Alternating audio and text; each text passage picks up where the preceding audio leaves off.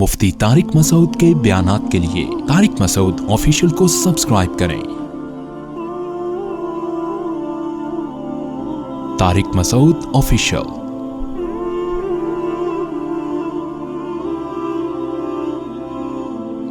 یہ جو کلمے کا رشتہ ہے نا، یہ بڑا زبردست رشتہ ہے۔ قرآن مجید میں اللہ تعالیٰ نے صحابہ کرام پر اپنا ایک احسان بیان کیا ہے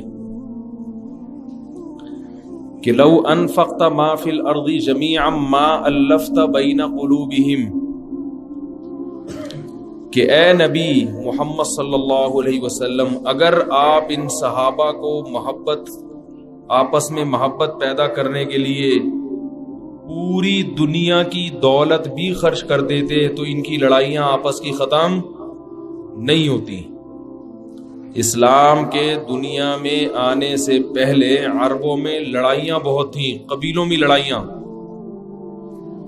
وہ فلاں قبیلے کا ہے، وہ فلاں قوم کا ہے، وہ فلاں ذات کا ہے۔ قوم پرستی، ذات پرستی میں اتنی لڑائیاں کہ اگر ایک قبیلے نے اپنے گھوڑے کو پانی پہلے پلا دیا، یہی کو اگر ختم کر دیں تو اچھا نہیں ہے بھائی؟ تھوڑی آواز سمجھ میں آ رہی ہے آپ لوگوں کے؟ ایک قبیلے نے اگر پانی پہلے پلا دیا نا گھوڑے کو، تو دوسرا قبیلہ اس میں اپنی توہین سمجھتا تھا کہ اس کو پہلے کیوں پلایا اور میرا نمبر بعد میں کیوں آیا۔ اس پہ جنگ شروع ہو جاتی تھی اور درجنوں لوگ اس جنگ میں کٹ جاتے تھے۔ اور لڑائی کی بنیاد کیا تھی؟ اس گھوڑے نے پانی پہلے کیوں پیا، ہمارے گھوڑے نے پانی بعد میں کیوں پیا، ہماری بے عزتی، قبیلے نے بے عزتی کر دی ہماری۔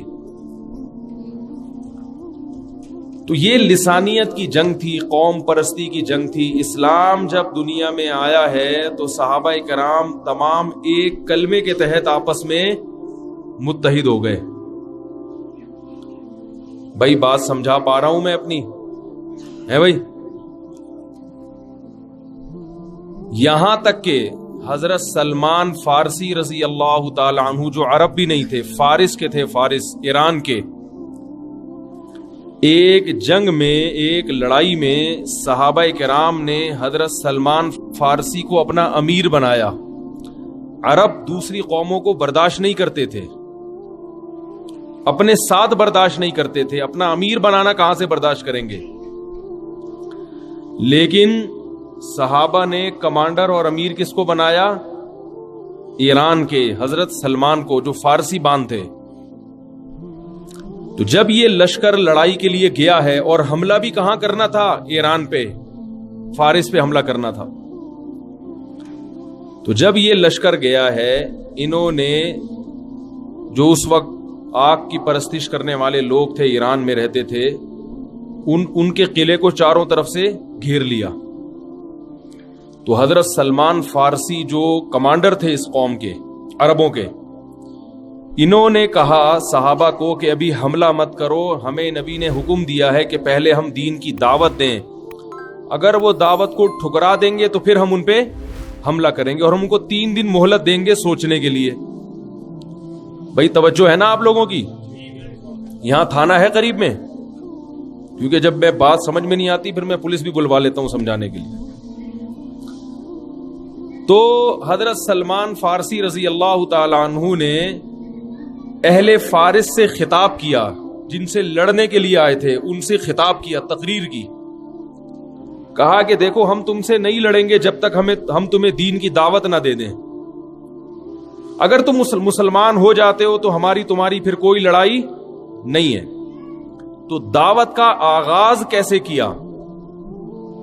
یا اہل فارس انا رجل منکم ترون العرب یطیعوننی، اے اہل فارس میں تمہاری قوم کا آدمی ہوں، لیکن تم دیکھتے ہو کہ عرب میری اطاعت کر رہے ہیں اور میری کمانڈری میں جنگ لڑ رہے ہیں۔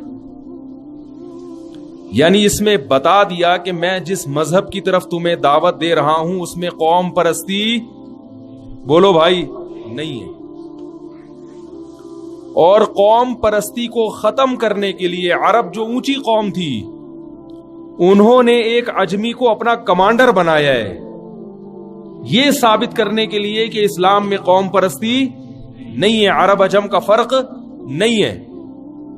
اور پھر کہا کہ دیکھو، یعنی یہ بتانا چاہ رہے تھے کہ میں عرب کی کمانڈری کر کے تمہارے سے لڑ رہا ہوں، اپنی قوم سے لڑ رہا ہوں، یہ بتانے کے لیے کہ میں قومیت کی بنیاد پہ نہیں لڑ رہا. ہماری جنگ، ہماری لڑائی کلمے کی بنیاد پر ہے، حق اور باطل کی بنیاد پر ہے، کہ جو حق پر ہوگا ہم اس کا ساتھ دیں گے، چاہے وہ ہماری قوم کا ہو یا نہ ہو، اور جو باطل پر ہوگا ہم اس سے لڑیں گے، چاہے وہ ہماری قوم کا ہی کیوں نہ ہو.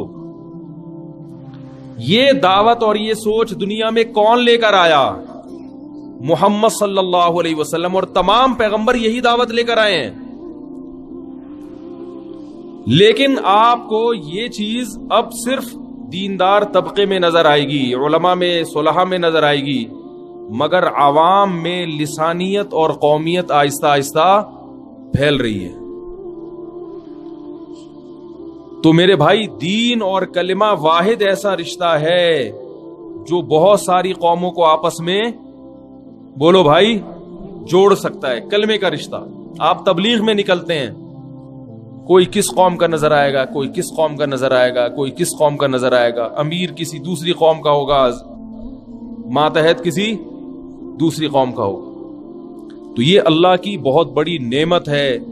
قرآن میں اللہ نے فرمایا، صحابہ کرام پر اپنا انعام ذکر کیا کہ اے نبی، ہم نے ان کے دلوں کو آپس میں جوڑ دیا، کیونکہ یہ اتنے سخت لڑاکا لوگ تھے، آپس میں ایک دوسرے کو قتل کرتے تھے.